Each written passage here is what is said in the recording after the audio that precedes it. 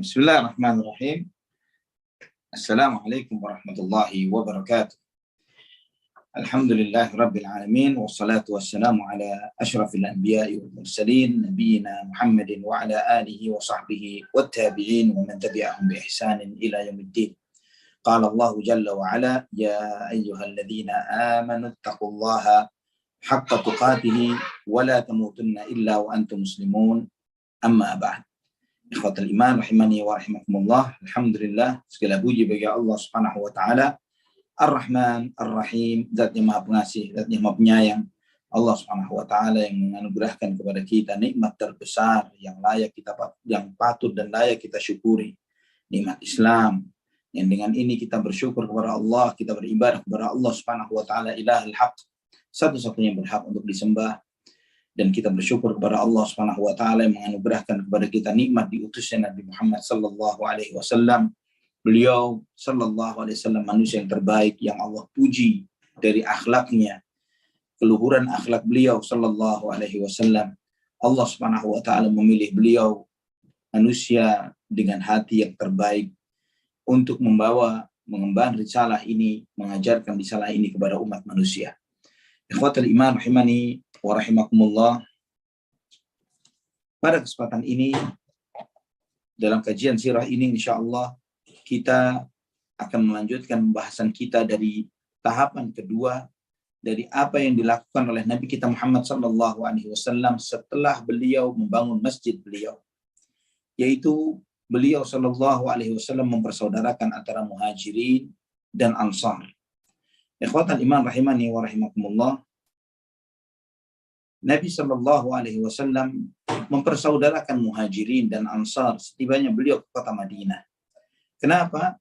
Karena kaum muhajirin, karena mereka hijrah meninggalkan segala sesuatunya di kota Makkah, maka mereka tidak membawa apapun, bahkan harta pun tidak. Maka Nabi sallallahu alaihi wasallam memberikan solusi dari krisis materi ini dengan mempersaudarakan antara muhajirin dan ansar. Ikhwatul iman rahimani wa rahimakumullah, persaudaraan ini terjadi di rumah Anas bin Malik radhiyallahu an. Dalam riwayat yang lain disebutkan persaudaraan ini terjadi di Masjid Rasulullah sallallahu alaihi wasallam. Dan para ulama menjelaskan bahwa permulaannya adalah di rumah Anas bin Malik, namun kemudian persaudaraan ini dilakukan secara bertahap oleh Nabi sallallahu alaihi wasallam sebagaimana bertahapnya hijrahnya kaum muhajirin ke kota Madinah. Jadi tahapan-tahapan itu sesuai dengan hijrahnya kaum muhajirin ke kota Madinah. Ikhwatul iman rahimani wa rahimakumullah. Persaudaraan ini memiliki nilai yang sangat luar biasa bagi kita kaum muslimin, dan bagaimana kita melihat keluhuran dan ketinggian akhlak, ketinggian dan luhurnya nilai Islam. Bagaimana dengan persaudaraan ini Islam menghilangkan segala bentuk fanatisme yang sebagian besar, bisa antum bayangkan orang-orang Mekah ini sangat fanatik dengan sukunya. Sampai hari ini pun bahkan fanatisme kesukuan itu masih ada di antara mereka. Sehingga satu suku merasa dirinya lebih baik dari yang lainnya dan terus demikian. Mereka mengatakan saya dari fulan, saya dari ini, saya dari bangsa ini, saya dari keturunan ini. Kebanggaan-kebanggaan itu masih ada. Namun bagaimana Nabi SAW dengan mempersaudarakan muhajirin dan ansar, maka leburlah kebanggaan atas fanatisme kesukuan itu. Juga ikhwatul iman rahimani wa rahimakumullah, Syekh Abdul Hasan An-Nadawi rahimahullah di dalam sirah nabawiyahnya beliau menyampaikan bahwa persaudaraan yang dilakukan oleh Nabi Shallallahu Alaihi Wasallam adalah fondasi dari persaudaraan yang universal, yang menyeluruh, yang dilakukan oleh Rasulullah Shallallahu Alaihi Wasallam. Yang ini menjadi produk bangkitnya satu umat dan risalah yang mulia ini. Dan ikhwatal iman rahimani wa rahimakumullah, itulah sebagai pengantar terbentuknya suatu masyarakat baru yang dibangun atas keyakinan yang benar, yang ditentukan berdasarkan ajaran Quran dan sunnah Nabi Sallallahu Alaihi Wasallam, dan memiliki tujuan-tujuan yang mulia untuk menebarkan kebaikan ini ke seluruh alam semesta. Dan juga dengan ikatan-ikatan yang baru, bukan berdasarkan profesi, bukan berdasarkan kesukuan, bukan berdasarkan materi atau orientasi politik dan yang lainnya, tapi berdasarkan iman, persaudaraan, kesatuan amal ibadah yang disatukan karena Al-Quran dan Sunnah. Ikhwatal iman rahimani wa rahimakumullah, persaudaraan yang ditunjukkan oleh Nabi Muhammad SAW antara muhajirin dan ansar, ini adalah sebagai suatu pengantar untuk majunya suatu peradaban kemanusiaan yang baru, di mana tidak ada kelebihan dari satu bangsa tertentu, suku bangsa tertentu dari bangsa yang lainnya. Yang menjadi kelebihan antara satu dengan yang lainnya adalah ketakwaan kepada Allah Subhanahu wa taala. Ikhwatal iman rahimani wa rahimakumullah. Mereka yang pertama kali disaudarakan oleh Nabi Shallallahu alaihi wasallam ada 90 orang. Separuhnya muhajirin, separuhnya adalah dari Ansar radhiyallahu anhum ajma'in. Separuhnya muhajirin, separuhnya adalah Ansar. Yang dalam riwayat yang lain menyebutkan ada kurang lebih 100 orangan. Ya, 100 orangan yang separuhnya muhajirin dan 100 orangnya, 50 orangnya muhajirin, 50 orangnya lagi adalah Ansar. Mereka disaudarakan oleh Nabi Shallallahu alaihi wasallam dengan saling hak mereka sama. Kepedulian mereka satu dengan yang lain, dan mereka saling keterikatan satu dengan yang lainnya sampai mati seperti saudara kandung, diikatkan seperti saudara kandung, bahkan dalam hal warisan. Ini awalnya, awal Islam yang nantinya dinasakh oleh Allah Subhanahu wa taala. Al-Imam Al-Bukhari rahimahullah di dalam sahihnya meriwayatkan dari Ibnu Abbas radhiyallahu anhuma ketika menafsirkan firman Allah, walikullin ja'alna mawaliya mimma tarakal walidani wal aqrabun, bagi tiap-tiap harta peninggalan dari harta yang ditinggalkan ibu bapak dan karib kerabat, kami jadikan pewaris-pewarisnya. Walladzina aqadat aymanukum fa'atuhum nasibahum innallaha kana ala kulli syai'in syahida. Dan jika ada orang-orang yang telah kamu bersumpah setia dengan mereka, maka berilah kepada mereka bagiannya. Sesungguhnya Allah menyaksikan segala sesuatu. Ayat ini dijelaskan oleh Ibnu Abbas radhiyallahu anhuma, kana al-muhajiruna lamma qadimul madinata yarithul muhajirul ansariyya duna dhawi rahimihi lil ukhuwah allati akha an-nabiy sallallahu alaihi wasallam bainahum. Dan kaum muhajirin ketika mereka sampai di kota Madinah, orang-orang muhajirin mewarisi apa yang ditinggalkan oleh Ansar, di samping kerabat yang mereka miliki, sebagaimana yang dipersaudarakan oleh Rasulullah SAW. Namun ketika Allah Subhanahu wa taala menurunkan ayat ini, walikullin ja'alna mawaliya, dan kami jadikan masing-masing hak-haknya dari ahli warisnya, maka Allah Subhanahu wa taala menasakh, menghapus ketentuan hukum ini. Al-Hafidh Ibnu Hajar menyebutkan dalam Fathul Bari, demikianlah tersebut riwayat bahwa yang menasakh atau menghapus ketentuan waris dari kerabat itu adalah firman Allah di dalam surat An-Nisa ayat 33 ini. Abu Dawud dalam sunannya dengan sanad yang hasan meriwayatkan dari Ibnu Abbas radhiyallahu anhuma, beliau mengatakan menjelaskan dalam firman Allah Subhanahu wa taala, walladzina aqadat aymanukum fa'atuhum nasibahum, dan mereka-mereka yang memiliki ikatan perjanjian dengan kalian, maka berikanlah kepada mereka jatah dan hak mereka. Kana ar-rajulu yuhalifur rajulu. Kata Ibnu Abbas radhiyallahu anhuma, bahwa seseorang memiliki komitmen janji dengan orang yang lain.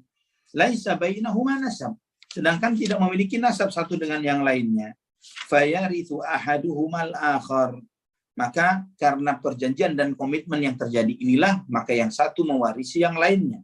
Dan itu dihapuskan oleh Allah Subhanahu wa taala dengan firman-Nya di surat Al-Anfal ayat 75, wa ulul arhami ba'dhum aula bi ba'dhin fi kitabillah.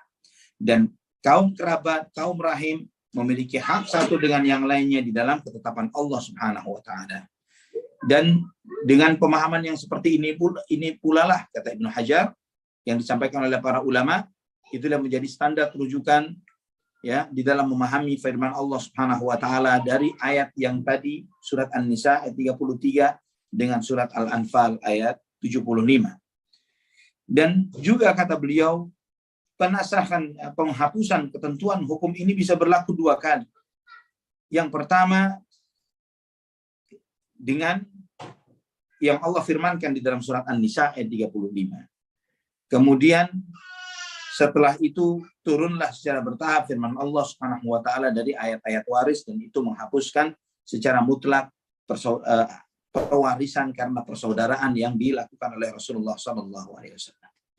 Al-Imam As-Suhaili rahimahullah, beliau menyebutkan bahwa Rasulullah sallallahu alaihi wasallam mempersaudarakan para sahabat beliau ketika mereka sampai di kota Madinah, supaya dengan mempersaudarakan seperti ini hilanglah perasaan terasing. Ya, ketika antum dihijrahkan ke negeri yang baru, kota yang baru, masyarakat yang baru, dan antum merasa sendirian di sana. Namun oleh Amir tempat tersebut mengatakan bahwa kamu adalah saudaranya si fulan, dipersaudarakan, kamu menjadi tanggungannya si fulan, segala kebutuhanmu ditanggung oleh si fulan, maka perasaan keterasingan itu mulai sangat akan berkurang dengan cukup banyak. Dan juga terlebih para muhajirin, mereka meninggalkan keluarga mereka, mereka meninggalkan kerabat mereka, meninggalkan harta mereka, dan mereka membutuhkan siapa yang menopang segala kebutuhan mereka pada saat itu. Dan ketika Islam menjadi kokoh dan kuat, hilanglah segala perasaan keterasingan ini, maka Allah Subhanahu wa taala menegaskan dalam sebagaimana yang Allah firmankan di dalam surat Al-Anfal ayat 75, wa ulul arhami ba'duhum aula bi ba'dhin fi kitabillah, kaum kerabat lebih berhak satu dengan yang lainnya di dalam kitabullah, yang dengan ini menghapuskan hukum saling mewarisi antara muhajirin dan ansar yang dipersaudarakan oleh Nabi Shallallahu alaihi wasallam. Dan sebagai gantinya Allah Subhanahu wa taala menjadikan persaudaraan itu berdasarkan iman. Sebagaimana yang Allah firmankan di dalam surat Al-Hujurat ayat 10, innamal mu'minuna ikhwah. Sesungguhnya orang-orang yang beriman itu bersaudara. Bersaudara di dalam iman, di dalam dakwah, di dalam keyakinan ini, di dalam hak-haknya satu dengan yang lainnya. Dan ikhwatal iman rahimani wa rahimakumullah. Lebih lagi Allah Subhanahu wa taala menegaskan bagaimana satunya kaum muslimin, mukminin satu dengan yang lainnya. Allah Subhanahu wa taala sampaikan di dalam firman-Nya, innal ladzina amanu wa hajaru wa jahadu bi amwalihim wa anfusihim fi sabilillah wal ladzina awaw wa nasaru. Allah Subhanahu wa taala sampaikan ulaika ba'dhum awliya'u ba'd. Sampai firman Allah ya, dari surat Al-Anfal ayat 72 sampai 74. Kita melihat ya dalam firman Allah dalam surat Al-Anfal dari ayat 72 sampai 74 bagaimana Allah Subhanahu wa taala memberikan hak kepada sesama kaum muslimin satu dengan yang lainnya. Ikhwatal iman rahimani wa rahimakumullah. Allah sampaikan, innal ladzina amanu wa hajaru wa jahadu bi amwalihim wa anfusihim fi sabilillah wal ladzina awaw wa nasaru ulaika ba'dhum awliya'u ba'd wal ladzina amanu wa lam yuhajiru ma lakum min wilayatihim min shay'in hatta yuhajiru wa in istansarukum fid din fa 'alaykumun nasru illa 'ala qaumin bainakum wa bainahum mitsaq wallahu bima ta'maluna basir wal ladzina kafaru ba'dhum awliya'u ba'd illa taf'aluhu takun fitnatun fil ardi wa fasadun kabir والذين آمنوا وهاجروا وجاهدوا في سبيل الله والذين آووا ونصروا أولئك هم المؤمنون حقا لهم مغفرة ورزق كريم. Allah Subhanahu wa taala berfirman, sesungguhnya orang-orang yang beriman dan hijrah serta berjihad dengan harta dan jiwanya di jalan Allah, dan orang-orang yang memberikan tempat kediaman dan pertolongan kepada orang-orang muhajirin, mereka itu satu sama lain saling melindungi, saling jaga satu dengan yang lainnya. Dan terhadap orang-orang yang beriman tetapi belum berhijrah, maka tidak ada kewajiban sedikit pun atasmu untuk melindungi mereka sebelum mereka berhijrah. Akan tetapi, jika mereka meminta pertolongan kepadamu dalam urusan pembelaan agama, maka kamu wajib memberikan pertolongan kecuali terhadap kaum yang telah ada perjanjian antara kamu dan mereka. Dan Allah Subhanahu wa taala Maha melipat gandakan apa yang kamu kerjakan. Adapun orang-orang kafir, sebagian mereka menjadi pelindung bagi sebagian yang lainnya. Dan jika kamu, wahai kaum muslimin, tidak melaksanakan apa yang telah diperintahkan Allah itu, niscaya akan terjadi kekacauan di muka bumi dan kerusakan yang besar. Dan orang-orang yang beriman dan berhijrah serta berjihad di jalan Allah, dan orang-orang yang memberi tempat kediaman dan memberi pertolongan kepada orang-orang muhajirin, maka mereka itulah orang-orang yang benar imannya. Mereka memperoleh ampunan dan rizki yang mulia. Dengan lebih tegas di dalam ayat-ayat ini, ikhwatal iman rahimani wa rahimakumullah, bahwa ukhuwah imaniyah, ikatan iman satu mukmin dengan mukmin yang lainnya dikokohkan oleh Allah Subhanahu wa taala. Dan ini adalah ikatan yang jauh lebih kokoh dari segala ikatan yang ada. Jauh lebih kokoh daripada segala ikatan apapun itu. Karena persaudaraan dengan iman yang nantinya yang menyebabkan satu mukmin dengan mukmin yang lainnya saling tolong menolong di hadapan Allah Subhanahu wa taala kelak pada yaumul qiyamah. Yang sedangkan sebaliknya, Allah Subhanahu wa taala menyebutkan tentang bagaimana yauma yafirrul mar'u min akhihi wa ummihi wa abihi wa sahibatihi wa banihi likulli imri'in minhum yawma idzin sya'nun yughni. Ketika seseorang itu lari dari saudaranya, lari dari ibu dan ayahnya, lari dari istri dan anak-anaknya, semuanya sibuk dengan urusannya sendiri-sendiri. Subhanallah. Dengan orang terdekat kita, kita lari. Tapi dengan orang-orang yang mungkin tidak ada hubungan darah dengan kita. Namun karena mereka memiliki hubungan iman, hubungan ketakwaan, dengan itu kita disatukan oleh Allah Subhanahu wa taala dan saling tolong-menolong satu dengan yang lainnya. Ikhwatan iman rahimani wa rahimakumullah. Di dalam menafsirkan ayat-ayat yang baru kita baca ini, Al-Hafidz Ibnu Katsir rahimahullah, beliau menjelaskan Allah Subhanahu wa taala menyebutkan kepada kita macamnya orang-orang beriman. Dan Allah membagi mereka kepada golongan muhajirin.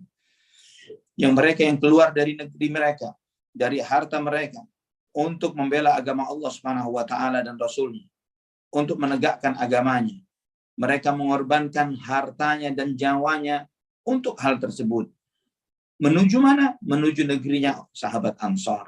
Mereka lah orang-orang muslimin dari kota Madinah pada saat itu. Mereka melindungi, menampung saudara mereka dari kalangan muhajirin di rumah-rumah mereka. Mereka berbagi harta mereka. Mereka menolong Allah dan Rasulnya dengan berjihad bersama mereka.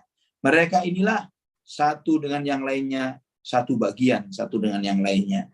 Kullun minhum ahaqqu bil akhar min kulli ahad. Masing-masingnya muhajirin dan ansar sama-sama memiliki hak yang sama, lebih kuat ketimbang hak yang lainnya di luar mereka.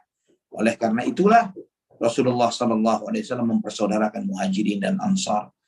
Masing-masing dua orang dipersaudarakan oleh Nabi SAW, dan mereka pada awalnya saling mewarisi satu dengan yang lainnya sampai Allah Subhanahu wa taala menghapusnya dengan hukum waris. Ikhwatal iman rahimani wa rahimakumullah. Sebagaimana tadi disebutkan bahwa para penulis sirah menyebutkan persaudaraan ini terjadi dua kali.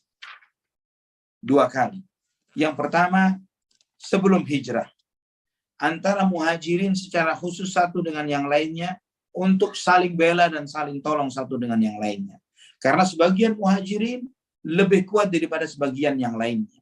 Ya, ini persaudaraan antar sesama muhajirin. Sehingga sebagian muhajirin karena memiliki kelebihan harta, kekuatan, dukungan keluarga dan yang lain sebagainya, mereka dipersaudarakan dengan muhajirin yang lainnya yang di bawah mereka, yang jauh di bawah mereka dalam hal ini, supaya terjadi support dan tolong-menolong satu dengan yang lainnya. Maka itulah di antara sebab kenapa Nabi SAW mempersaudarakan, bahwa beliau SAW mengangkat Ali bin Abu Thalib ya sebagai saudara dalam konteks ini. Kemudian juga ikhwatan iman rahimani wa rahimakumullah, sebagian muhajirin yang satu dengan muhajirin yang lainnya. Ini kita akan baca beberapa contohnya dalam kajian ini. Juga ikhwatan iman rahimani wa rahimakumullah, sebagaimana Hamzah bin Abdul Muttalib, antum tahu Hamzah dengan Zaid bin Harithah disaudarakan oleh Nabi SAW karena Zaid dianggap budak oleh mereka. Dan ketika dipersaudarakan dengan Hamzah bin Abdul Muttalib, siapa yang berani mengganggu Zaid bin Harithah pada saat itu? Ini persaudaraan yang dilakukan oleh Nabi SAW sesama muhajirin satu dengan yang lainnya. Al-Hakim meriwayatkan dalam Mustadraknya, Bukhari dalam Al-Adabul Mufrad dengan sanad yang sahih dari Abu Sya'tha dari Ibnu Abbas radhiyallahu anhuma, beliau mengatakan, "Akhan Nabi sallallahu alaihi wasallam baina Zubair wa Ibn Mas'ud wa huma minal muhajirin." Bahwa Nabi sallallahu alaihi wasallam mempersaudarakan antara Zubair bin Al-Awwam dengan Abdullah bin Mas'ud, sedangkan keduanya dari kalangan muhajirin. Kemudian yang kedua, yaitu persaudaraan antara muhajirin dan ansar setelah hijrahnya Rasulullah SAW. Ibnu Ishaq menyebutkan dalam sirahnya jumlah beberapa para sahabat yang dipersaudarakan oleh Nabi SAW. Beliau menyebutkan bahwa Nabi SAW mempersaudarakan antara sahabatnya muhajirin dan ansar, dan Nabi SAW bersabda, "Ta'akhu fillahi akhawaini akhawai." Bersaudaralah kalian atas nama Allah, dua orang bersaudara. Maka Nabi SAW mempersaudarakan antara Abu Bakar As-Siddiq radhiyallahu an dengan Kharijah bin Zaid radhiyallahu an sebagai dua orang bersaudara. Umar bin Khattab radhiyallahu an dengan Itban bin Malik radhiyallahu an, dua orang bersaudara. Abu Ubaidah bin Al-Jarrah radhiyallahu an dengan Abu Talha Al-Ansari radhiyallahu an sebagai dua orang yang bersaudara. Kemudian Abdurrahman bin Auf radhiyallahu an dengan Sa'ad bin Rabi' radhiyallahu an, dua orang bersaudara.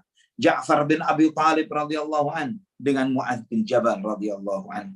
Mus'ab bin Umair radhiyallahu an dengan Abu Ayyub Al-Ansari radhiyallahu an. Abu Dzar Al-Ghifari radhiyallahu an dengan Al-Munzir bin Amr radhiyallahu an. Salman Al-Farisi radhiyallahu an dengan Abu Darda radhiyallahu an. Talha bin Ubaidillah radhiyallahu an dengan Ka'ab bin Malik radhiyallahu an. Az-Zubair bin Al-Awwam radhiyallahu an dengan Salamah bin Waqsh radhiyallahu an. Bilal bin Rabah radhiyallahu an dengan Abu Ruwaihah Al-Khath'ami radhiyallahu an. Radhiyallahu anhum ajma'in. Ikhwatan iman rahimani wa rahimakumullah, bukan berarti nama-nama ini kemudian tidak menyinggung nama-nama yang lainnya, karena inilah yang disebutkan dalam kitab-kitab sirah. Dan selalu Nabi Shallallahu Alaihi Wasallam memperbaharui persaudaraan ini dengan semakin datangnya kaum muhajirin yang datang ke kota Madinah pada saat itu, yang selalu dilakukan oleh Rasulullah Shallallahu Alaihi Wasallam, sebagaimana disampaikan oleh Al-Hafidz Ibnu Hajar dalam Fathul Bari. Ikhwatul iman rahimani wa rahimakumullah, bagaimana sikap persaudaraan yang ditunjukkan oleh sahabat Ansar? Jika antum melihat ikhwatul iman, bagaimana persaudaraan yang ditunjukkan sahabat Ansar kepada saudara mereka, saudara baru mereka, yang kata sebagian masyarakat saudara ketemu besar, ya, dengan saudara mereka yang baru mereka temui ketika sudah dewasa ini, yang baru saja dipersaudarakan oleh Rasulullah SAW. Bagaimana mereka menyikapi saudara-saudara baru mereka ini? Subhanallah, ikhwatal iman rahimani wa rahimakumullah. Jika kita tidak melihat ini terdapat dalam kitab-kitab sirah dan tidak ada bentuk realisasi yang mereka praktekkan, hanya sekedar teori-teori dan ucapan-ucapan indah belaka, maka manusia tidak akan pernah percaya hal ini pernah terjadi. Ikhwatal iman, sahabat Ansar, mereka menanti siapa muhajirin yang datang. Ketika ada muhajirin yang datang, mereka berebut, di rumah saya Rasulullah, biar di rumah saya Rasulullah, biar di rumah saya Rasulullah. Sampai mereka harus mengundi satu dengan yang lainnya, memasukkan namanya, mengundi siapa yang berhak untuk mensupport kehidupan muhajirin yang baru saja datang kepada mereka. Imam Bukhari meriwayatkan di dalam sahihnya dari Ummul Ala Al-Ansariyah radhiyallahu anha. Beliau mengatakan, "Lamma qadimal muhajirun al-Madinata iqtara'atil ansaru ala sakanihim." Ketika sahabat Ansar sampai di kota Madinah, sahabat muhajirin sampai di kota Madinah, sahabat Ansar mengundi untuk nama-nama mereka, siapa yang berhak menanggung tinggal mereka, tempat tinggal mereka. Mereka berebut untuk hal itu. Subhanallah, di antara yang kita lihat, bagaimana gambaran yang luar biasa yang ditunjukkan oleh sahabat Ansar ini kepada saudara mereka dari kalangan Muhajirin. Imam Bukhari rahimahullah meriwayatkan di dalam sahihnya dan Muslim di dalam sahihnya dari Ibrahim bin Sa'ad, dari ayahnya, dari kakeknya, ketika para sahabat Muhajirin sampai ke kota Madinah, Nabi Shallallahu Alaihi Wasallam mempersaudarakan antara Abdurrahman bin Auf dan Sa'ad ibn Rabi' radhiyallahu anhuma. Sa'ad ibn Rabi' radhiyallahu anhu berkata kepada Abdurrahman bin Auf, "Inni aktsarul ansari mala, faqsim mali nisfain." Aku adalah orang Ansar yang paling banyak hartanya. Hartaku kita belah dua. Walimra'ata fanzur a'jabahuma ilaika fasammiha li utalliqha fa idzan qadat iddatuha tazawwajha. Saya punya dua istri. Kamu lihat mana yang menurutmu yang lebih menarik untukmu, maka saya akan menceraikannya. Nanti selesai masa iddahnya, kamu boleh mengawininya. Subhanallah. Apa kata Abdurrahman bin Auf radhiyallahu anhu wa anis sahabati ajma'in, barakallahu laka fi ahlik wa malik, aina suqukum. Semoga Allah memberkahimu di hartamu, semoga Allah memberkahimu di keluargamu, di istrimu. Tunjukkan jalan ke pasar, mana pasarmu. Ikhwatal iman rahimani wa rahimakumullah. Inilah gambaran Muhajirin wal Ansar. Persaudaraan yang tidak akan pernah kita temui dari saudara kandung kita sendiri. Saudara kandung kita sendiri.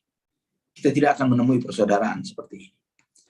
Dan kita melihat bagaimana Abdurrahman bin Auf ketika dibukakan untuk beliau, ya, saat mengatakan kepada Abdurrahman bin Auf, ini hartaku, ambil separuh, istriku silahkan kamu pilih yang mana. Dia tidak mengambil kesempatan ini dengan begitu saja. Ini peluang, ini kesempatan, dapat hadiah, bonus, gratisan, dan lain sebagainya. Karena jiwa-jiwa yang terhormat tidak gampangan menerima pemberian. Jiwa-jiwa yang terhormat lebih memilih untuk mendapatkan segala sesuatunya dengan keringatnya sendiri. Dengan jerih payahnya sendiri. Islam sangat menghargai jerih payah. Islam sangat menghargai orang yang bersusah payah mencari sesuatu dengan jerih payahnya sendiri, bukan hanya karena dengan pemberian hadiah, hibah, pemberian ini dan itu dari siapapun. Lah, Islam sangat mendukung seseorang itu bekerja keras dan tidak menjadi peminta-minta. Bahkan meminta-minta termasuk sesuatu yang diharamkan di dalam Islam. Termasuk dosa yang diancam dengan azab Allah Subhanahu wa Ta'ala. Yang disebutkan oleh Nabi SAW, para peminta-minta nanti menghadap Allah Subhanahu wa Ta'ala dengan wajah hanya tengkorak saja tanpa daging sama sekali. Dan bagaimana kemudian agama ini digambarkan sebagai agama banyak orang yang memohon dan meminta-minta dari penganutnya. Agama ini agama yang memberi, bukan meminta. Mengajarkan untuk memberi, bukan menuntut. Ikhwatal iman. Maka Abdurrahman bin Auf bertanya, mana? Tunjukkan jalan ke pasar. Maka ditunjukkanlah kepada pasar Bani Qainuqa. Pasar Bani Qainuqa, antum tahu, Bani Qainuqa adalah salah satu suku Yahudi. Suku Yahudi, dan mereka punya pasar spesifik, spesialis pasarnya mereka, marketnya Yahudi. Maka Abdurrahman bin Auf pun datang ke sana. Bekerja di situ, menawarkan jasanya. Dan subhanallah, di hari itu, sore harinya, dia pulang sudah mendapatkan jatah mentega. Ya, dapat jatah mentega dan samin. Dia pulang dengan dapat keuntungan itu. Dan terus demikian, tiap hari dia bekerja. Sampai suatu hari, dia bertemu dengan Nabi Shallallahu Alaihi Wasallam. Dia baru pakai wewangian yang dicampur za'faran yang menguningkan sebagian janggut tangannya, ya, yang dicampur dengan saffron. Nabi Shallallahu Alaihi Wasallam bertanya, Maiham, apa ini? Warna-warna kuning di janggutmu, di tanganmu ini, apa ini? Kata Abdurrahman bin Auf, tazawwajtu imra'atan minal ansar ya Rasulullah. Saya baru menikah dengan seorang wanita Ansar. Kemudian Nabi SAW bertanya, kamu beri apa dia? Apa maharnya? Wazna nawatin min dhahab. Saya beri mahar emas sebesar biji kurma ya Rasulullah. Kemudian Nabi SAW bertanya, sudah adakan walimah belum? Undang-undang orang makan-makan belum? Maka dijawab oleh Abdurrahman bin Auf, belum ya Rasulullah. Maka Nabi SAW bersabda, aulim walau bisyatin. Adakan walimah. Undang-undang ajak makan orang-orang untuk memberitahukan, mengumumkan pernikahanmu ini. Walaupun kamu menyembelih seekor kambing, kata Nabi SAW. Hadis ini sahih dalam Bukhari dan Muslim. Al-Hafidz Ibnu Hajar menyebutkan tentang banyak sekali faedah dari hadis ini, menunjukkan kepada kita kemuliaan sahabat Sa'ad bin Rabi' radhiyallahu anhu. Bagaimana beliau mementingkan saudaranya. Mementingkan saudaranya yang baru dipersaudarakan oleh Rasulullah SAW. Juga kita melihat kemuliaan dari Abdurrahman bin Auf radhiyallahu anhu. Bagaimana beliau memiliki sifat malu dan harga dirinya. Dia tidak serta-merta, sini mana saya ambil apa yang kamu berikan kepada saya. Padahal statusnya dia sangat butuh. Fakir, miskin datang ke kota Madinah. Membutuhkan ini dan itu. Namun dia menolak semua ini. Mana tunjukkan jalan ke pasar. Di sini menunjukkan disunahkannya persaudaraan. Dan bagaimana mementingkan saudaranya dari orang yang kaya kepada saudaranya yang miskin dengan harta yang dia miliki. Dan juga di sini menunjukkan kepada kita bahwa barang siapa yang mendapatkan penawaran itu dan kemudian dia menolaknya dengan niat yang baik, Allah Subhanahu wa taala akan menggantikan untuknya dengan yang lebih baik.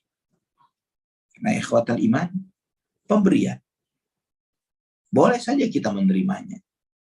Namun ketika kita karena malu dan harga diri kita menolaknya, karena Allah Subhanahu wa taala lebih menghargai harga diri kita yang kita hanya tunduk kepada Allah Subhanahu wa taala dengan menggantinya dengan yang lebih baik. Juga di dalam hadis ini menunjukkan dianjurkannya mencari nafkah, bekerja, mencari nafkah. Dan ini bagi sebagian orang yang memiliki amanah dan tanggung jawab menjadi suatu kewajiban. Kafa bil mar'i ithman an yudayyi'a man yaqut. Cukuplah seseorang itu menanggung dosa ketika dia menyanyiakan orang yang seharusnya dinafkahi olehnya. Juga ikhwatal iman rahimani wa rahimakumullah.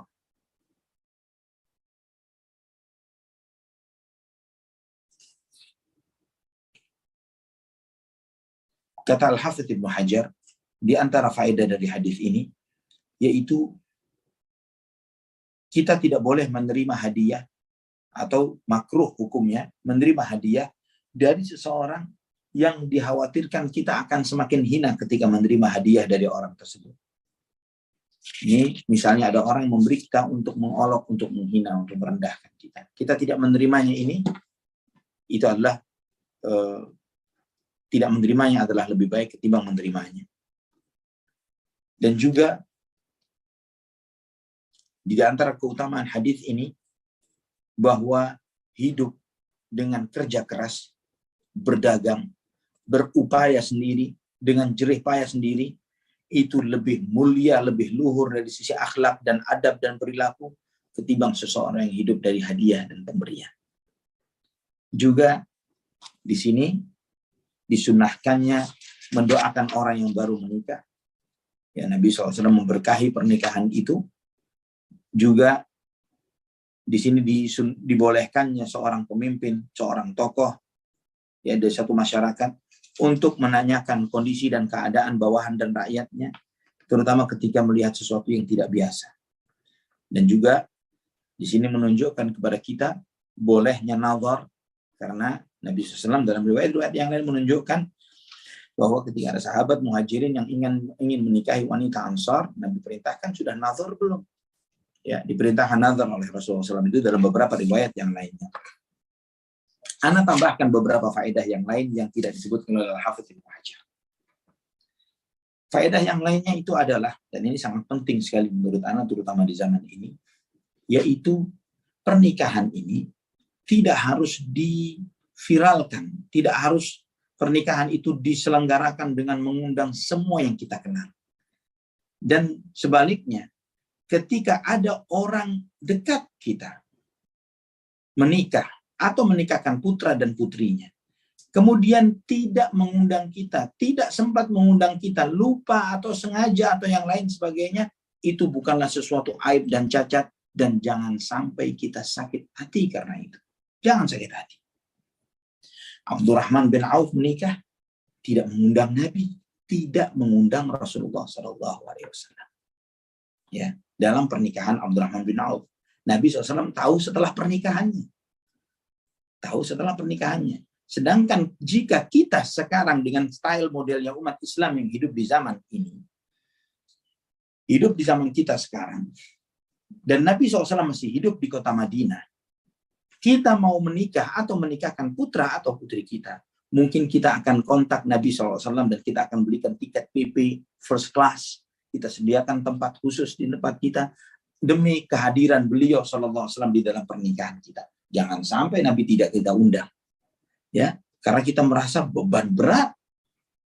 Namun hal ini bukanlah sesuatu yang berat di mata para sahabat radhiyallahu anhum.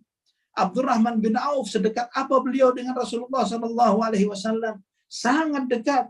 Apakah Abdurrahman bin Auf menganggap tidak penting kehadiran Nabi di pernikahan beliau? Sangat penting. Tapi memang ini bukan tradisi Islam yang seperti itu, membuat acara pernikahan sedemikian mewah yang luar biasa, menghabiskan ratusan bahkan miliar rupiah. Kemudian dengan show dan pamernya, ini bukanlah ajaran dari Islam. Ajaran Islam mengajarkan kesederhanaan. Ajaran Islam, pernikahan itu la nikaha illa biwaliyin wa syahidai adlin. Tidak sah suatu pernikahan kecuali dengan adanya wali dan 2 orang saksi. Sah. 1 wali, 2 orang saksi, sah suatu pernikahan itu. Namun kita lihat pernikahan yang terjadi di zaman ini. Maka antum lihat berapa biaya seseorang yang ingin menikah. Sedangkan nikah itu ibadah, separuh agama, yang menutup pintu zina dengan sedemikian kuat dan eratnya. Namun kita lihat di masyarakat, di mana pernikahan adalah sesuatu yang berat dan susah, maka di saat itu zina begitu tersebar dan mudah. Ini yang terjadi ikhwatal iman, dan ini musibah. Ini musibah. Ikhwatal iman rahimani wa rahimakumullah. Ana tambahkan lagi faedah yang lain. Perintah walimah yang disampaikan oleh Nabi.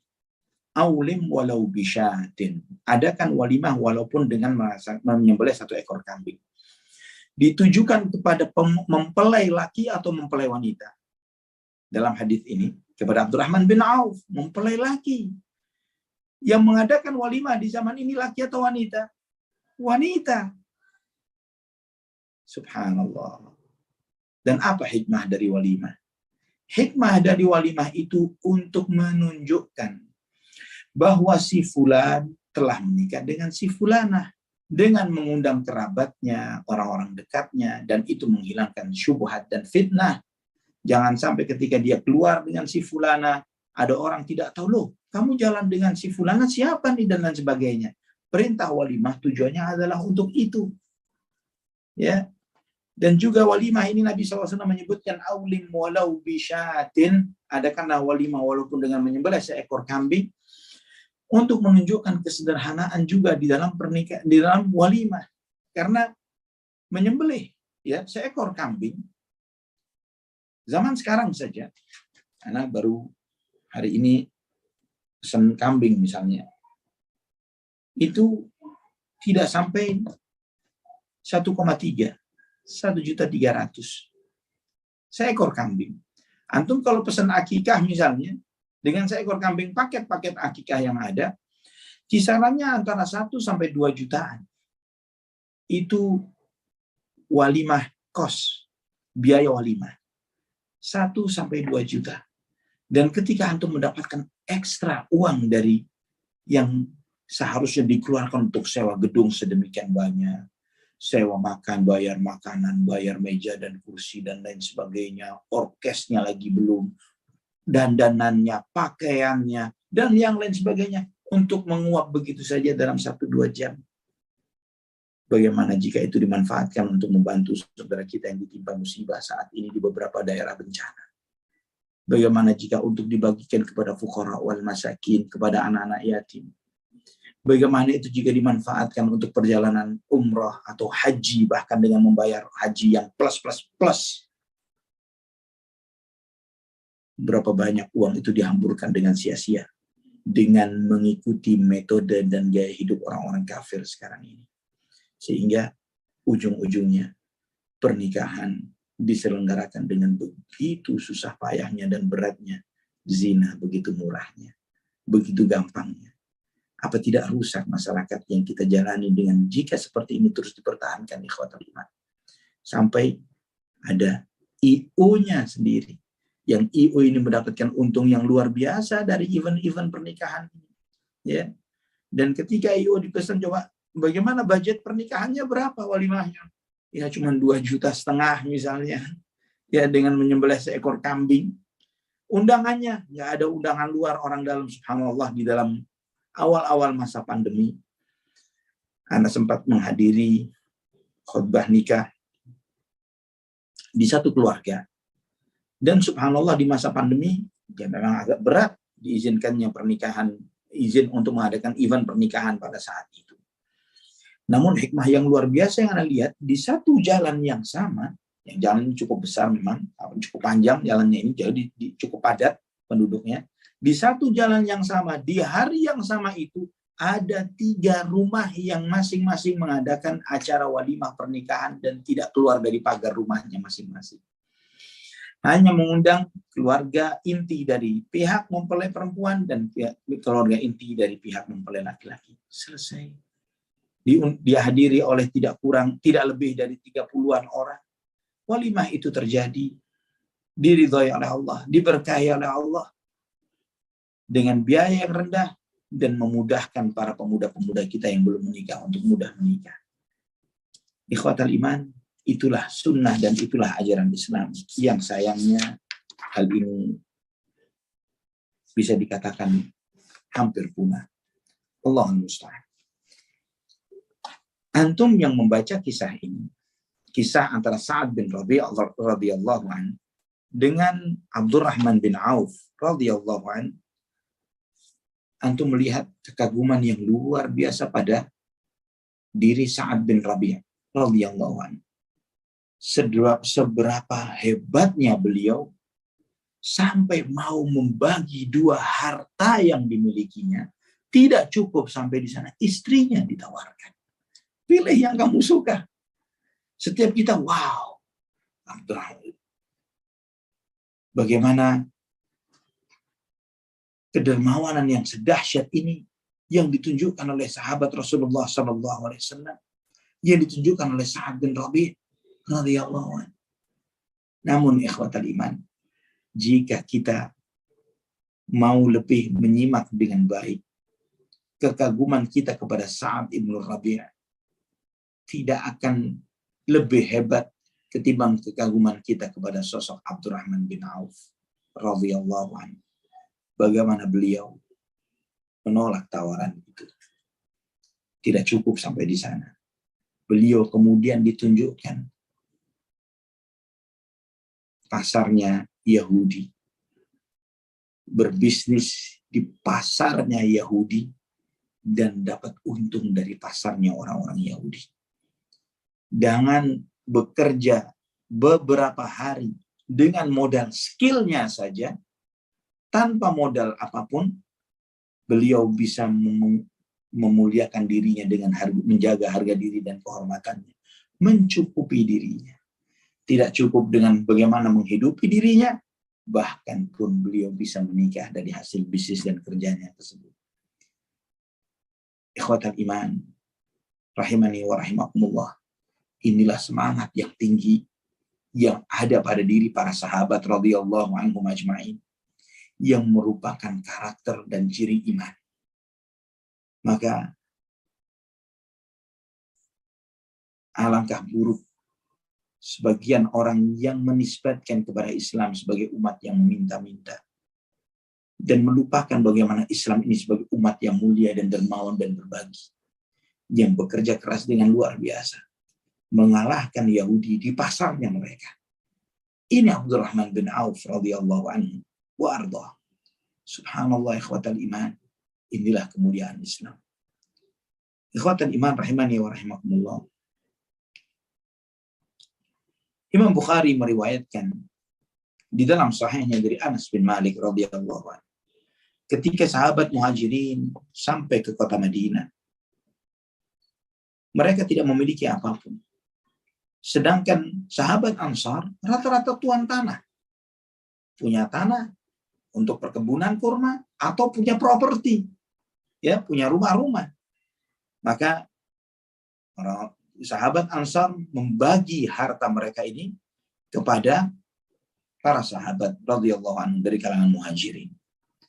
Namun hal ini tidak diterima begitu saja oleh sahabat Muhajirin.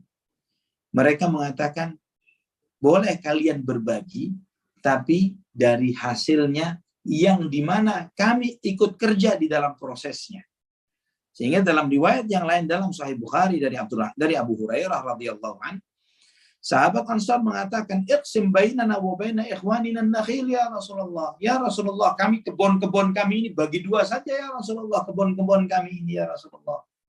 Ya, sebagian kebun milik sahabat kami Ansar, saudara kami Ansar, sebagian lagi milik kami. Nabi sallallahu alaihi wasallam bersabda, "La, kami tidak mau." Maka kemudian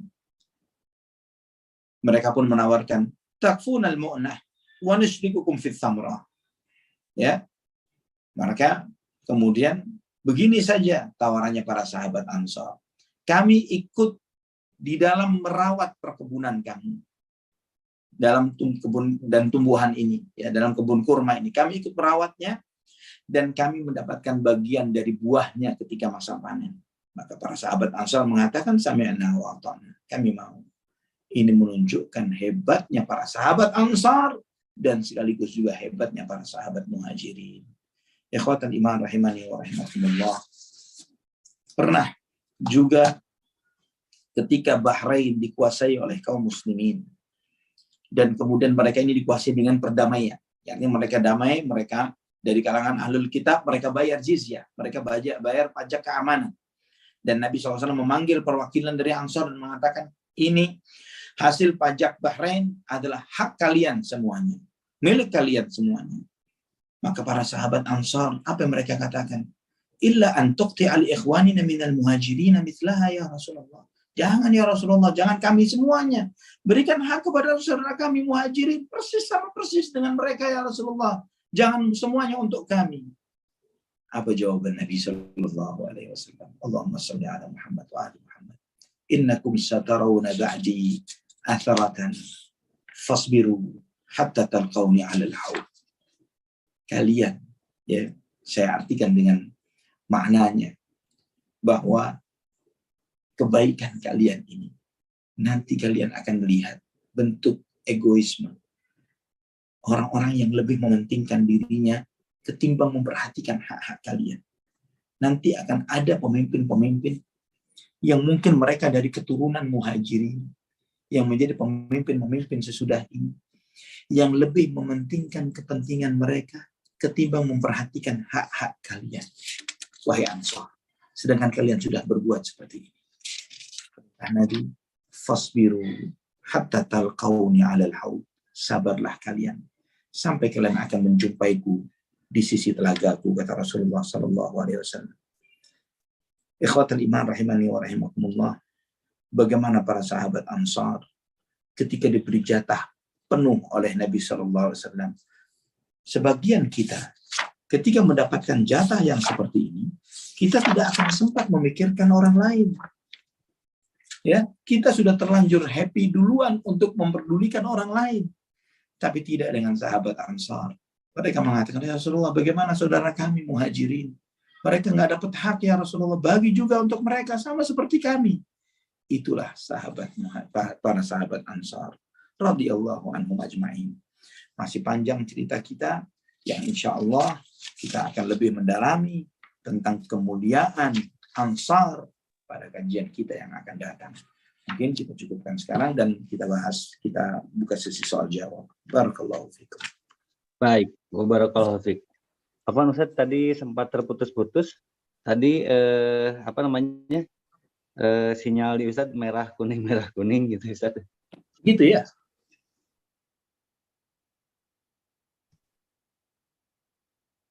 Masih terputus sampai sekarang sih atau bagaimana? Nah, sekarang udah bagus Ustadz, sudah jelas. Tadi apa? Kemuliaan Ansor dan Muhajirin begitu Ustadz? Ya. Di pembahasan dari asar yang terakhir dari Bahrain. Ya. Jadi ya begitu. Nabi SAW ketika Bahrain dikuasai oleh kaum muslimin dan mereka membayar jizyah, membayar pajak keamanan, Nabi SAW memberikan hak itu semuanya kepada sahabat Ansar. Nabi SAW menyampaikan, ini hak kalian wahai sahabat Ansar. Namun sahabat Ansar ketika diberikan hak ini oleh Nabi SAW, mereka mengatakan, ya Rasulullah, kami mau menerima asalkan saudara kami dari Muhajirin juga mendapatkan hak yang sama. Maka Nabi melihat hal itu, beliau SAW bersabda, innakum satarawna ba'di atharatan fasbiru hatta talqauni 'alal haud. Sesungguhnya kalian nanti akan melihat sesudahku egoisme, ya, orang yang lebih mementingkan dirinya sendiri ketimbang memperhatikan orang lain. Ketika kalian menghadapi masa itu, sabarlah sampai nanti kalian berjumpa denganku di sisi telagaku. Sallallahu alaihi wasallam. Masya Allah. Baik, alhamdulillah, Masya Allah. Sangat indah sekali ini persaudaraan Muhajirin dan Ansor ini ya. Sehingga ini mungkin saat ini sangat sulit sekali untuk menemukan tipikal persaudaraan seperti halnya Muhajirin dan Ansor, Masya Allah ya. Semoga dengan hadirnya kajian-kajian sirah Nabi ini kita dapat memupuk persaudaraan kita sebagaimana persaudaraan kaum Muhajirin dan Ansor ya. Amin. Ya Karim. Baik, alhamdulillah di sini sudah ada yang raise hand nih jauh-jauh dari London, Ustaz, dari Ibu Firly. Silakan Ibu Firly, tafadhol. Alhamdulillah. Assalamualaikum warahmatullahi wabarakatuh, Ustaz. Waalaikumsalam warahmatullahi wabarakatuh. Aku mau tanya terus, nggak apa-apa ya, Ustaz? Boleh, silakan Bu, silakan. Masya Allah. Tadi Ana tertarik dengan kisah bagaimana kebaikan para sahabat Ansor yang merelakan untuk berbagi hartanya, rumahnya, bahkan menawarkan istri-istrinya. Dalam konteks secara syariat, apakah itu masih berlaku? Apabila ada laki-laki mempunyai istri lebih dari satu, lalu saat sekarang menawarkan istrinya kepada orang lain, apakah itu termasuk bentuk persaudaraan, bentuk kebaikan begitu, Ustaz, kalau untuk dilaksanakan saat ini? Gitu. Lalu yang kedua, untuk persaudaraan semacam ini, sekarang mungkin terjadi banyak persaudaraan antar negara, antar bangsa, begitu, yang budayanya berbeda. Nah, semisal kami yang bersaudara dengan saudara-saudara dari negara-negara Asia Selatan yang kebetulan para wanitanya, muslimahnya, budayanya berpakaiannya itu bertunik dan bercelana panjang, salwar. Nah, sementara ada pemahaman, ada ilmu yang menyatakan bahwa itu kan termasuk tasyabuh menggunakan celana. Walaupun tuniknya kita bisa memilih ya, tuniknya yang panjang mendekati mata kaki. Tapi karena was-was itu menjadi bingung gitu kan, apakah boleh dipakai atau tidak begitu ya? Karena sekalipun itu dipakai di depan suami juga itu akan menjadi sebagian ulama ada yang mengatakan itu tetap satu dosa karena tasyabuh kepada lawan jenis. Lalu yang ketiga, Ustadz, di sini ada gerakan besar saat ini, terutama dari Muslim, saudara-saudara Muslim Indonesia yang membangun masjid Indonesia.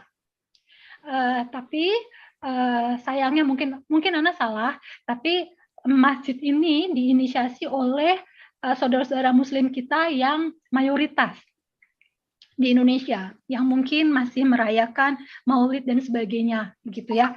Nah, saya pribadi dan beberapa kawan ada perasaan bahwa kalau ini nanti dibangun sudah terbangun karena sudah mulai ya peletakan batu pertama kalau tidak salah.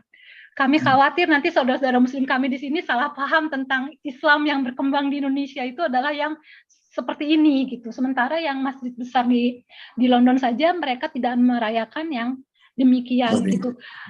Ada nasihat bagi kami supaya kami juga dapat mungkin melakukan hal yang serupa, Ustadz. Bagaimana caranya ya supaya kami juga bisa melakukan penggalangan dana mungkin atau membangun, sementara kami tidak menemukan orang-orang Indonesia yang mungkin belajar sunnah yang kami paham, mungkin karena kami baru di sini jadi belum ketemu itu. Adapun orang-orang yang belajar sunnah mungkin masih dari di luar Indonesia, artinya saudara-saudara muslim yang bukan orang Indonesia.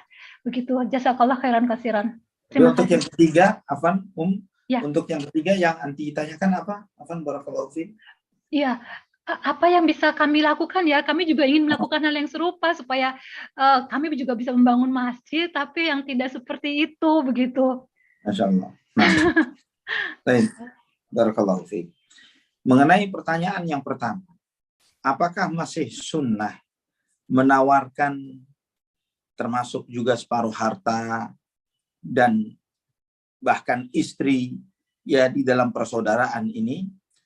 Wallahu a'lam bishawab. Ana tidak bisa menjawab hal itu karena ini di antara faedah yang pernah yang disebutkan oleh Al-Hafidz Ibnu Hajar ya, namun beliau menyebutkan wa fihi istihbabu al-mu'akhati wa husnul ithari minal ghaniyyi lil faqir hatta bi ihda zaujataihi. Ya, di dalam faedah yang beliau sebutkan dalam hadis yang tadi kita bahas, di sini disunahkan di dalam persaudaraan itu Allah memperhatikan, peduli kepada saudaranya, ya, dari yang kaya kepada yang miskin, bahkan terkait dengan salah satu dari istrinya. Namun ini lebih dalam, perlu ana tasabbut dan takkid lebih lanjut mengenai hal ini. Wallahu a'lam bishawab. Jadi maka ana skip tadi tentang faedah ini. Kemudian yang kedua mengenai celana. Ya, celana ini memang adalah pakaian khas laki-laki. Namun ana pernah melihat fatwa yang disampaikan oleh Syekh Khalid Al-Muslih. Beliau adalah salah seorang murid senior dari Syekh Muhammad bin Saleh Al-Utsaimin. Beliau juga sebagai seorang mufti dan dosen fikih di Jami'at Qasim di Saudi Arabia. Dia adalah imam dan khatib Jami'at Al-Ulya, Jami' Al-Ulya di Unaizah Qasim, termasuk salah seorang ulama yang sangat disegani saat ini di Saudi Arabia. Beliau mengatakan bahwa yang terkait tentang celana panjang, jika saat ini ada desain celana panjang yang khusus untuk wanita. Artinya dalam hal bukan keserupaannya dengan laki-laki, tapi karena bentuknya yang tidak sama sekali dengan laki-laki dan sangat longgar, sangat besar. Ya, sangat longgar dan besar. Tidak menunjukkan lekuk-lekuk tubuh dan semisalnya. Maka dalam hal yang seperti itu, beliau tidak menyebutnya sebagai bagian dari tasyabuh antara laki-laki dan wanita.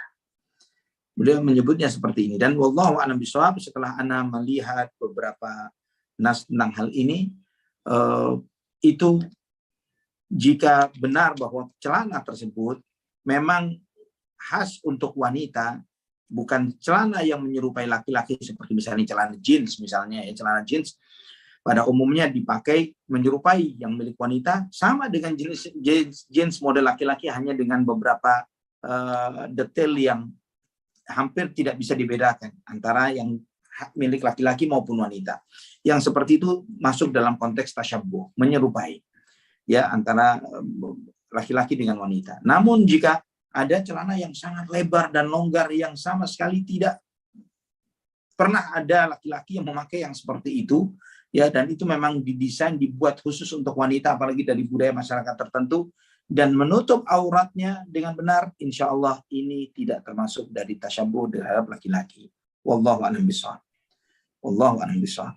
Adapun yang ketiga terkait dengan inisiatif dari sebagian umat Islam Indonesia tradisional yang saat ini mereka membangun masjid di sana, yang bisa antum lakukan adalah tetap menjalin ukhuwah dengan mereka dengan baik, ukhuwah dengan mereka, karena dakwah ini adalah dakwah yang didasarkan atas ilmu, atas dasar ilmu. Yang ana yakin bahwa ketika kita bersikap bahwa kita tidak melihat mereka sebagai musuh, ya, sebagai lawan kita, tapi mereka adalah saudara kita yang mungkin karena salah jalan, karena belum menuntut ilmu dengan benar, dan kemudian kita mencoba terus menyuarakan kebenaran dakwah tauhid dan sunnah ini terus menerus, kita tidak pernah menyangka Siapa tahu mereka yang membangun, tapi dakwah sunnah yang mendapatkan faedah dan manfaatnya. Seperti besar dan banyaknya hal yang seperti itu terjadi di negeri ini. Kita saat ini berdakwah di masjid-masjid yang mayoritasnya 80% bukan kita yang membangunnya. Ya, sebagaimana di Indonesia, kita tidak pernah mengetahui hal tersebut. Dan berapa banyak, bukan cuma masjid, bahkan haluan madrasah dan pesantren yang berubah 180 derajat dari yang berorientasi kepada agama yang bersifat tradisional yang memunculkan bid'ah dan lain sebagainya, kemudian kembali kepada pemahaman yang hak sesuai dengan sunnah Rasulullah SAW. Anda melihat antum yang ada di sana tidak perlu terlalu risau dan gelisah menghadapinya. Tetap menyikapinya dengan baik, berukhuwah dengan baik dengan mereka, menjalin hubungan dengan baik, men-share hal-hal yang bermanfaat dengan mereka, ya, mengajak kajian bersama dengan harapan jika beberapa tokoh yang memiliki kepentingan, yang memiliki kebijakan di sana mampu menentukan suatu kebijakan tercerahkan mendapatkan hidayah sunnah ini, maka dakwah sunnah itu pun akan masuk ke dalam masjid tersebut. Wallahu a'lam bishawab. Masyaallah. Jazakallahu khairan katsiran Ustaz. Wa jazakallahu khair. Barakallahu fiik. Barakallah. Nah. Baik, Masya Allah. Demikian, semoga tetap semangat ya Ibu Firly yang sedang berada di London. Begitu juga dengan jamaah-jamaah kajian sunnah yang berada di London. Nanti insya Allah akan saya chat Ibu Firly untuk informasi kajian sunnah yang ada di London. Ini informasi didapatkan dari Ibu Ida Rashid di Swedia. Baik, selanjutnya bagi jemaah yang ingin bertanya, silahkan pertanyaannya disampaikan melalui chat di 081222723457 ataupun juga boleh langsung bertanya secara raise hand. Sambil menunggu pertanyaan dari yang lain, ini kami Ustaz mohon izin untuk menyapa Pak Hairus ya di Melaka. Masya Allah. Pak Hairus di Melaka yang senantiasa hadir ya di kajian sunnah ini, khususnya kajian Sirah Nabi ini. Dan kami mendapatkan kabar bahwa di Malaysia ini ada beberapa negara bagian yang terdampak banjir ya, diantaranya negara bagian di Selangor, Kelantan, Terengganu, Pahang, Negeri Sembilan, dan Melaka. Nah, Pak Hairus itu kan di Melaka ya. Yeah. Assalamualaikum Pak Hairus.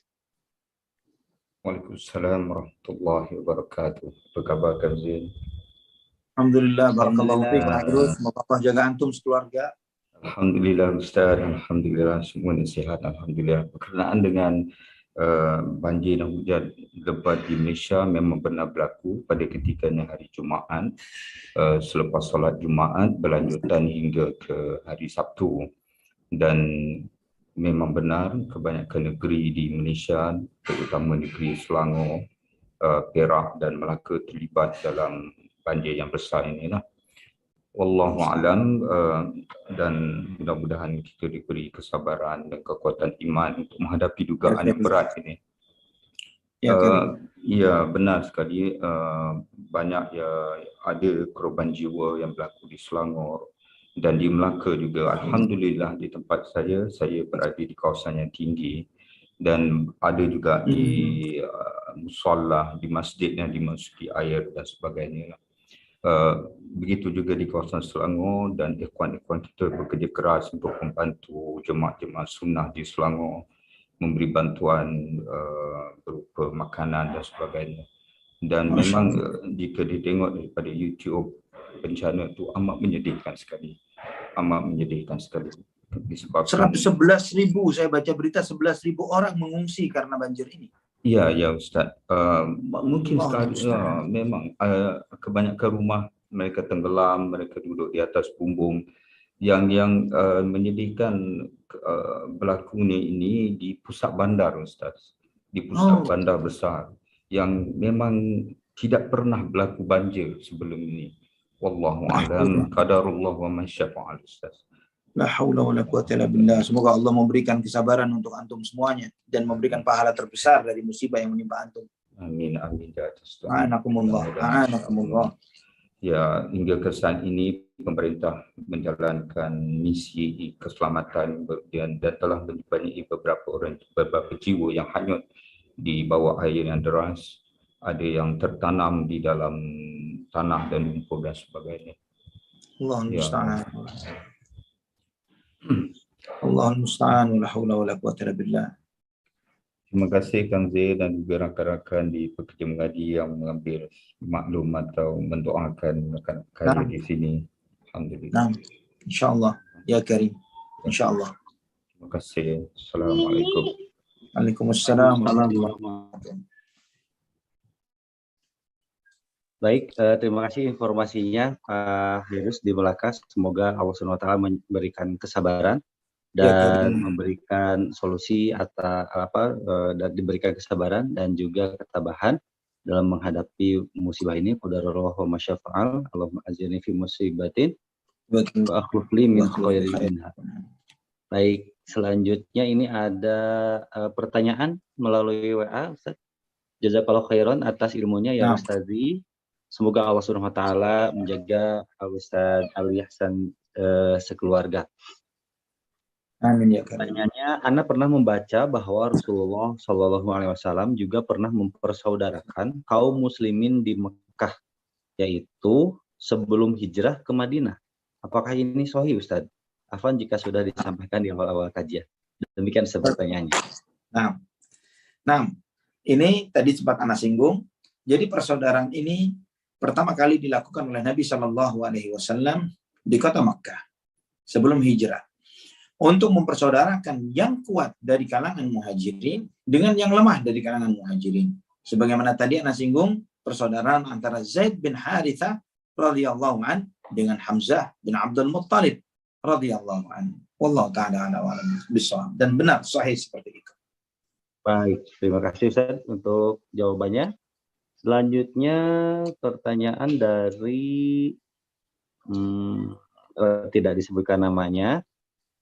Bismillahirrahmanirrahim. Assalamualaikum warahmatullahi wabarakatuh. Semoga Ustadz selalu dalam perjalanan Allah SWT dimanapun berada. Baik, amin ya rabbal alamin, insyaallah. Berikutnya pertanyaannya adalah, apabila seorang ayah sudah memasuki masa pensiun, dalam kurung tepatnya karena mengambil pensiun dini sehingga mendapat pesangon dari perusahaan, lalu tidak bekerja lagi, ingin fokus belajar agama dan mendapat income untuk keperluan sehari-hari dari uang pensiun dan ambil tabungan tersebut. Bagaimana menyikapi hal tersebut sementara sebenarnya masih memiliki kekuatan untuk bekerja dengan cara lain? Demikian Ustaz.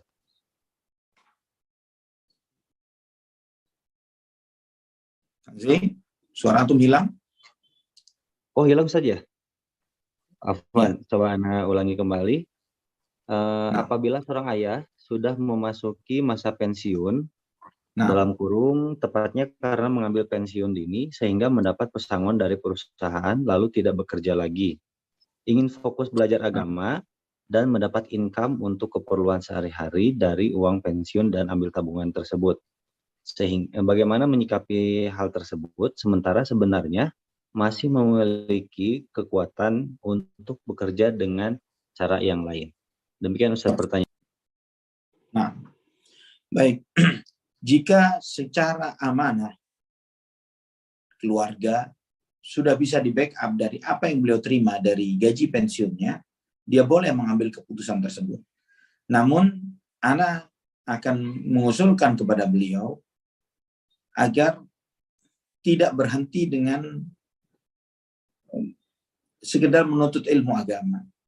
Tapi lebih dari itu adalah dengan memanfaatkan skill yang selama ini telah dia tumpuk selama dia kerja, bahwa dia telah bekerja misalnya dalam satu profesi tertentu sebagai misalnya ahli listrik misalnya, selama sekian tahun, sekian belas atau puluh tahun bahkan sampai dia pensiun, maka posisi sekarang mungkin dia tidak perlu menjadi seorang tukang listrik, tapi bisa jadi seorang konsultan dan guru yang mengajar di bidang itu.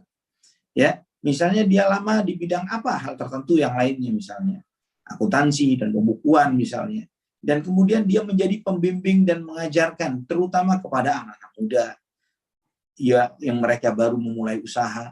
ya, memberikan jasa dengan gratis atau dengan murah, ya, memberikan bantuan kepada mereka, meringankan banyak hal dari skill dan apa yang dia terperoleh dan yang dia telah peroleh, dan itu adalah bagian ibadah yang luar biasa, ya, tidak mengurangi kehebatan dia memanfaatkan waktunya dengan fokus dengan menuntut ilmu agama.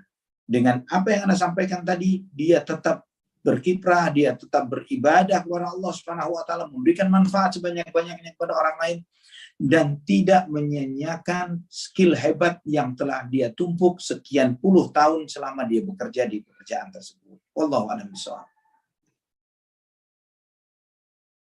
Baik, selanjutnya pertanyaan yang kedua. Apabila ada akhwat yang takut menikah karena memiliki hobi memelihara binatang. Dalam hal ini binatangnya adalah binatang piaraannya adalah kucing, ya. Takut karena nanti tidak bisa optimal melayani suami karena sibuk mengurusi kucing-kucingnya. Bagaimana menyikapi hal tersebut ya Ustadz? Mohon nasihatnya. Jazakumullahu khairan, barakallahu fikum. Wa fiik barakallah. Hukum menikah antara laki dan wanita memang berbeda sebagaimana disampaikan oleh para fuqaha di dalam kitab-kitab mereka. Jadi jika hukum menikah itu bagi laki-laki minimumnya adalah sunnah, namun bagi wanita jika dia memilih untuk tidak menikah dibolehkan. Ya, berdasarkan beberapa riwayat yang pernah Nabi Shallallahu Alaihi Wasallam menyampaikan kepada seorang ayah yang memaksa anaknya untuk menikah, maka Nabi Shallallahu Alaihi Wasallam menyampaikan kepada ayahnya, jangan engkau memaksanya sampai dia yang meminta. Ya, dari sini menunjukkan bahwa pada dasarnya pilihan untuk menikah atau tidak menikah bagi seorang wanita mubah, boleh-boleh saja.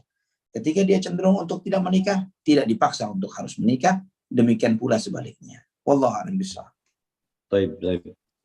Baik, selanjutnya pertanyaan melalui chat di Zoom dari Ukhti Nuraini. Assalamualaikum warahmatullahi wabarakatuh ya Ustazi. Semoga Allah tabaraka wa ta'ala selalu memberikan rahmat kasih sayang serta melindungi Ustaz dan keluarga, panitia pekerja mengaji dan kaum muslimin dimanapun. Amin ya rabbal alamin. Baik.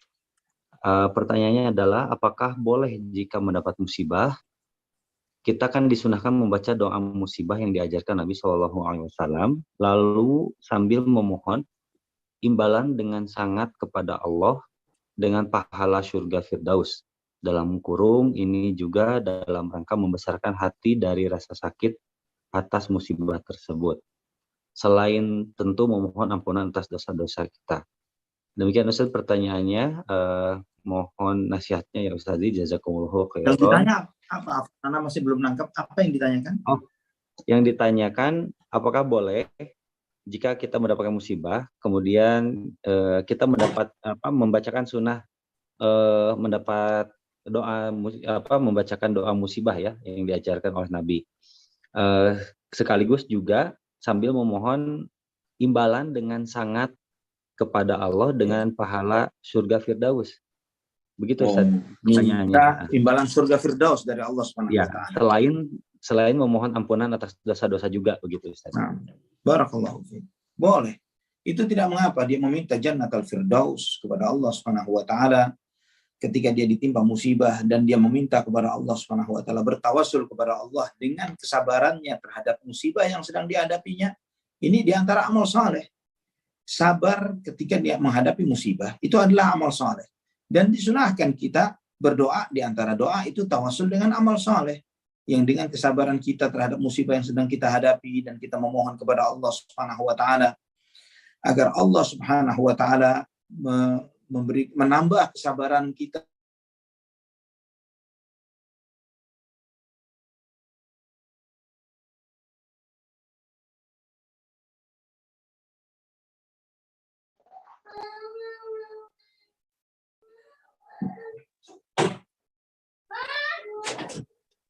Apa yang terjadi?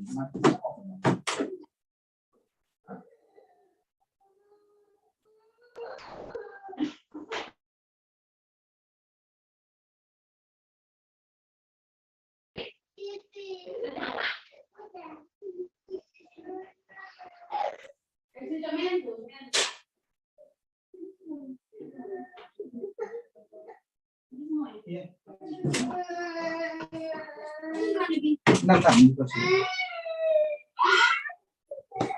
Bismillah. Kang Sri? Ya Ustaz, mati listrik. Masih nyambung, mati lampu seluruh komplek Anda. Tapi masih nyambung ya? Bagaimana dengan lighting seperti ini? Ya boleh Ustaz, tidak apa-apa. Boleh juga ya. Ini dengan Boleh, lighting Ustaz. HP Ana. Insya Allah mudah-mudahan Allah berikan keberkahan buat antum semuanya. Allah wajirni fi musibati wa akhlif khairan minha. Ya Karim. Masya Allah, ya Karim. Jadi ini hal itu dibolehkan sebagaimana tadi yang Anda sampaikan bahwa itu adalah bagian dari amal soleh, maka kita boleh bertawasul dengan amal soleh itu. Barakallahu fikum. Baik. Ini sebetulnya Ustadz masih ada pertanyaan. Bismillah. Namun Ajukan. Lanjutkan Ustadz. Bismillah, nggak apa-apa. Selama Boleh, masih Anda bisa jawab dan jaringannya nggak putus, ahlan wa sahlan. Oh, Masya Allah. Saya karena sampaikan kembali pertanyaannya. Nah. Di sini pertanyaan dari Ukhti Nurul di Jogja. Assalamualaikum warahmatullahi wabarakatuh. Assalamualaikum warahmatullahi wabarakatuh. Semoga Ustadz dan jemaah pekerja mengaji selalu dalam lindungan Allah Subhanahu wa taala. Amin ya rabbal alamin. Baik. Pertanyaan pertama untuk masalah tip ya, pemberian tip disebutkan hukumnya adalah haram. Bagaimana dengan membayar belanja dengan melebihkan nominal harga ke penjual dengan maksud untuk bersedekah? Misalnya dengan kembaliannya silahkan diambil saja. Apakah itu termasuk memberikan uang tip yang diharamkan? Demikian Ustaz. Nah, begini, tips itu diharamkan karena konteksnya adalah konteksnya sebagian para ulama memasukkannya ke dalam bagian riswah, ya, sogokan. Karena karyawan tersebut sudah mendapatkan bagian dari gajinya, kemudian dia mendapatkan kelebihan tanpa sepengetahuan pemilik perusahaan itu. Itu dasar kenapa tips itu diharamkan. Wallahu a'lam bishawab. Adapun melebihkan pembayaran dari apa yang kita beli dari seseorang dengan kita membayar lebih, ini baik dan sunnah. Itu baik.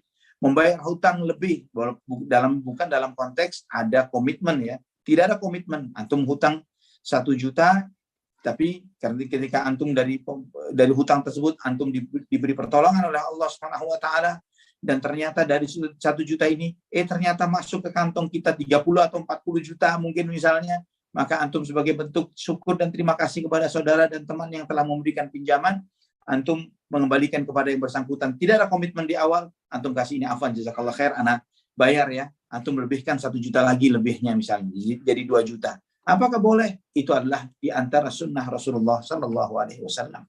Memberikan kelebihan kepada para pedagang, pengusaha, terutama dari saudara-saudara kita kaum muslimin, terutama yang antum beli di pinggiran jalan misalnya, yang mereka menjajakan di perempatan jalan dan semisalnya, antum berikan kelebihan seperti itu bagian dari ihsan. Wallahu a'lam bishawab. Baik. Selanjutnya pertanyaan masih dari Ukhti Nurul di Jogja. Nah. Untuk membaca surat Al-Mulk sebelum tidur, ya, apakah harus persis dibaca menjelang tidur ataukah boleh dibaca setelah sholat Isya? Kemudian masih ada aktivitas yang lain sebelum tidur. Begitu Ustaz pertanyaannya, jazakallahu khair. Wa jazakallahu khair. Mengenai waktu membaca zikir-zikir sesudah tidur, memang disunahkan menjelang tidur. Dan apakah boleh dibaca sesudah Isya? Sebenarnya waktu sesudah Isya adalah waktu tidur. Jadi yang seperti itu dibolehkan. Nanti membacanya beberapa waktu setelah Isya, sebagai persiapan di antara hal-hal yang dibaca sebelum tidur, itu dibolehkan. Karena memang pada hakikatnya Nabi SAW memakruhkan samar, ya, berbicara dan lain sebagainya sesudah sholat Isya, kecuali untuk menuntut ilmu atau hal-hal yang penting dalam urusan duniawi, dalam urusan negara, keduniaan dan lain sebagainya, atau sendagurau antara suami dan istri. Hal-hal itu yang dibolehkan oleh Nabi kita Muhammad SAW. Jadi dalam hal ini dibolehkan dia membaca setelah Isya. Wallahu a'lam bishawab. Baik. Baik, terima kasih untuk jawaban-jawabannya. Selanjutnya ini masih ada pertanyaan, mohon nasihatnya ya Ustazi. Nah. Kita masih melihat beberapa orang yang berhijrah tetapi masih mengambil baiknya dan membuang buruknya dari setiap perkara atau ilmu yang didapat dari para asatiz. Bagaimana sikap kita terhadap rekan-rekan saudara kita itu ya Ustaz? Demikian pertanyaannya Ustaz. Nah, ketika dia memposisikan dirinya baru hijrah, baru belajar, baru menuntut ilmu, dan kemudian dia membuka diri terhadap semua ustadz dari latar belakang yang beragam dan macam-macam aliran dan pemahamannya. Dengan dalih ambil baiknya, buang buruknya. Dari mana dia bisa membedakan itu padahal dia baru belajar? Dari mana dia membedakan mana baik dan mana buruk padahal dia baru hijrah, baru menuntut ilmu?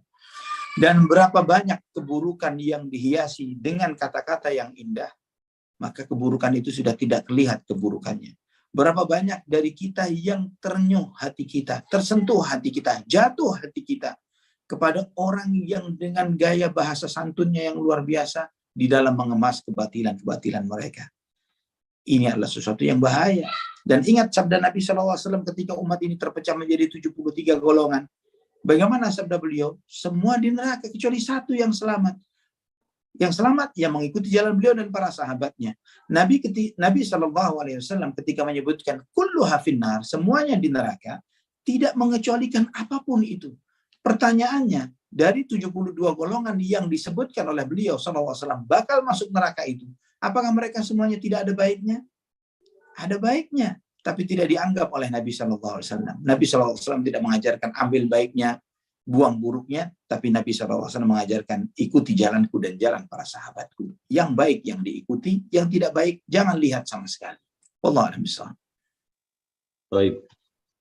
Selanjutnya ini pertanyaan, insya Allah pertanyaan terakhir mungkin ya.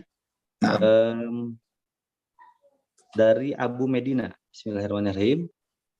Apa benar darah seorang muslim lebih berharga daripada Ka'bah dan Masjidil Haram? Bagaimana dengan sikap muslim di Palestina? Apakah mereka harus hijrah dan menyerahkan Masjidil Aqsa kepada Yahudi atau terus berjuang sampai mati? Demikian Ustaz pertanyaannya, jazakallahu khairan. Barakallahu fiik. Apakah benar darah seorang muslim lebih bernilai berharga di sisi Allah daripada Masjidil Haram, daripada Ka'bah? Sahih. Ya, sebagaimana asar dari Abdullah bin Abbas radhiyallahu anhuma, ya Ka'bah ma'azamik wa ma'azama sya'nik, wahai Ka'bah betapa besarnya kemuliaanmu, betapa besarnya kedudukanmu, namun demi Allah kemuliaan darah harta seorang muslim, nyawa seorang muslim lebih berharga di sisi Allah Subhanahu wa taala ketimbang kehormatanmu. Dan ini menunjukkan bahwa seorang muslim tidak boleh gampang-gampangnya dengan begitu saja menumpahkan darah. Dan pertanyaan tentang Palestina. Nabi SAW pernah meninggalkan Masjidil Haram yang lebih hebat daripada Palestina. Masjidil Haram, Nabi SAW meninggalkannya. Subhanallah, ikhwatal iman rahimani wa rahimakumullah. Ini pernah ditinggalkan oleh Nabi untuk keselamatan harta, darah, dan dakwah ini kaum muslimin. Dakwah kaum muslimin. Yang lebih mulia berlipat-lipat ketimbang Al-Aqsa. Kenapa itu tidak menjadi pelajaran bagi kita semua? Wallahu a'lam bishawab. Baik, ya Ustadi, alhamdulillah nampaknya pertanyaan dari Abu Medina tersebut merupakan pertanyaan terakhir pada malam hari ini. Insya Allah untuk ada Ibu Firly ya yang masih raise hand lagi ya. Ahlan wasahlan. Baik, boleh Ustaz ya? Boleh, silakan. Baik. Masya Allah, maaf ya Ustadz, tanya lagi. Ahlan wasahlan. Ustadz, apabila seorang istri, seorang perempuan sebelum menikah mempunyai harta, lalu setelah menikah jatuh haulnya dan nisabnya, sehingga harus dikeluarkan zakatnya, apakah istri ini boleh membayarkan sebagian zakatnya itu kepada suaminya, yang mungkin suaminya tidak lebih berada misalnya dibandingkan istrinya, atau mungkin suaminya mempunyai hutang sehingga istrinya ingin membayarkan zakatnya dan memasukkannya ke dalam salah satu golongan itu untuk membantu membayarkan hutangnya sebagian. Apakah yang demikian dibolehkan? Nah, ya, ini pernah terjadi di zaman Nabi SAW. Kalau tidak salah sahabat Abdullah ibnu Mas'ud radhiyallahu anhu, yang istrinya memiliki harta lebih daripada suaminya, dan kemudian ketika ingin menyalurkan sebagian hartanya, Ibnu Mas'ud mengatakan, saya termasuk yang berhak yang bisa kamu berikan kepadaku dari golongan yang disebutkan oleh Allah Subhanahu wa taala. Namun sang istri kemudian belum berani mengambil keputusan itu sampai bertanya kepada Nabi Shallallahu Alaihi Wasallam, dan Nabi Shallallahu Alaihi Wasallam membenarkan apa yang disampaikan oleh Abdullah ibnu Mas'ud radhiyallahu anhu tersebut. Allah alam shawab. Jadi dari berdasarkan ini boleh seorang istri memberi zakat kepada suaminya, dan tidak boleh sebaliknya. Tidak boleh suami memberi zakat kepada istrinya. Kenapa tidak boleh? Karena istri tanggungan suami. Ya, istri tanggungan suami. Suami tidak boleh ngasih uang zakat kepada istri, karena itu harus dari nafkah yang sebenarnya yang dia berikan, bukan dari uang zakat. Wallahu a'lam bishawab.